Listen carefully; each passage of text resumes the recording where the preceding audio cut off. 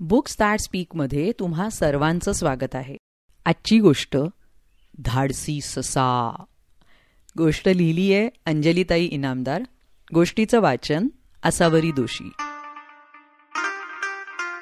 एक होता ससा, फार फार भित्रा.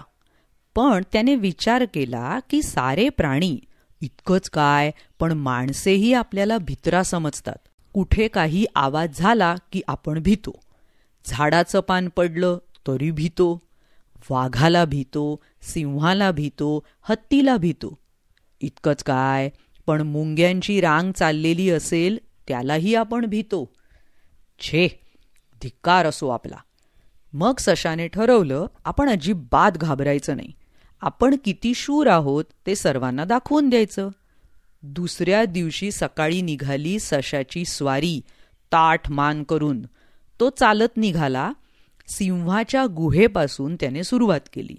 मनात खूप भीती वाटत होती, पण आज त्याने चंगच बांधला. तो गुहेसमोरून जात असताना त्याला एका माकडाने पाहिलं. माकड आश्चर्यचकित झालं. माकड त्या सशाच्या मागून जाऊ लागलं. ससा आपला ताठ मानेने चालतच होता. आता तो वाघाच्या घरासमोरून गेला. तिकडे झाडावर एक खार होती. तिने सशाला पाहिलं. सशाच्या मागून माकड चाललं होतं, तीही त्यांच्या मागून चालू लागली.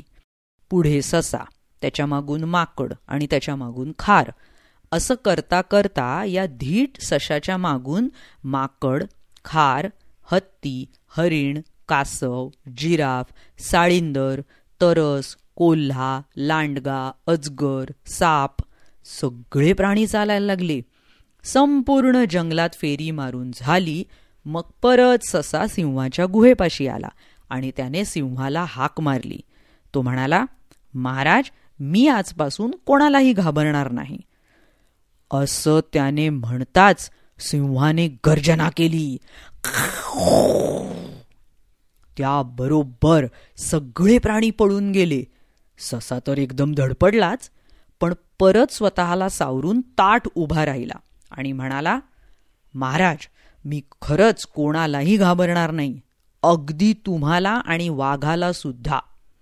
मला एक सांगा, तुमच्या राज्यात घाबरट प्राणी आहेत हे तुम्हाला आवडेल का?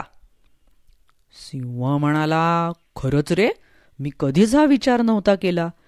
माझ्या प्रजेला कोणी नावं ठेवली तर मला नाही आवडणार. मला तुझा अभिमान वाटतो सशा.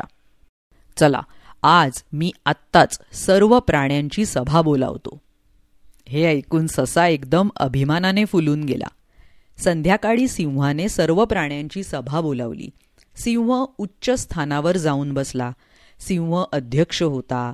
वाघ होता प्रमुख पाहुणा. हरिण निवेदन करायला लागलं, म्हणजेच अँकरिंग.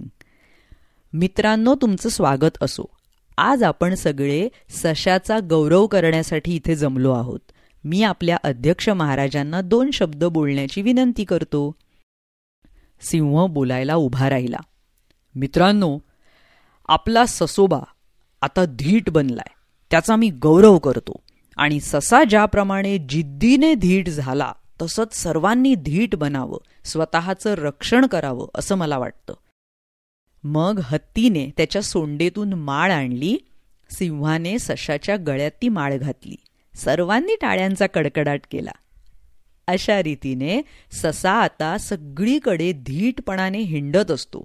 मजेत इकडे तिकडे बागडत असतो. कशी वाटली ही प्राण्यांची क्यूटशी गोष्ट?